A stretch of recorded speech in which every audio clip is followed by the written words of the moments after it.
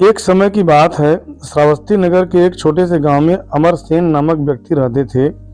अमरसेन बहुत होशियार थे और उनके 4 पुत्र थे, जिनके विवाह भी हो चुके थे और सब अपना निर्वाह कर रहे थे। परंतु समय के साथ साथ अब अमरसेन वृद्ध हो चले थे।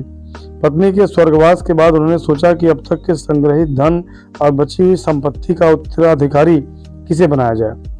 ये निर्णय लेने के लिए उन्होंने चारों बेटों को उनकी पत्नियों के साथ बुलाया और एक एक करके गेहूं के 5-5 दाने दिए और कहा कि मैं तीर्थ यात्रा पर जा रहा हूं और 4 साल बाद लौटूंगा, और जो भी इन दानों की सही हिफाजत करके मुझे लौटाएगा, तिजोरी की चाबियां और मेरी सारी संपत्ति उसे ही मिलेगी। इतना कहकर अमरसेन वहां से चले गए। पहले बेटे बहू ने सोचा, पिताजी सठिया आ गए, 4 साल तक कौन याद रखता है, हम तो बड़े हैं तो धन पर पहला हक हमारा ही है। ऐसा सोचकर उन्होंने गेहूं के दाने को फेंक दिए। दूसरे ने सोचा कि संभालना तो मुश्किल है, यदि हम इन्हें खा लें तो शायद उनको अच्छा लगे और लौटने के बाद हमें आशीर्वाद दे दें और कहें कि तुम्हारा मंगल इसी में छुपा था और सारी संपत्ति हमारी हो जाएगी। यह सोचकर उन्होंने वो 5 दाने खा लिए। तीसरे ने सोचा, हम रोज पूजा पाठ करते तो हैं ही और अपने मंदिर में जैसे ठाकुर जी को संभालते हैं वैसे ही ये गेहूं भी संभाल लेंगे और उनके आने के बाद लौटा देंगे। चौथे बहू बेटे ने समझदारी से सोचा और 5 दानों को एक एक करके जमीन में बो दिया और देखते देखते हुए पौधे बड़े हो गए और कुछ गेहूं उग आए। फिर उन्होंने उन्हें भी बो दिए। इस तरह हर वर्ष गेहूं की बढ़ोतरी होती गई।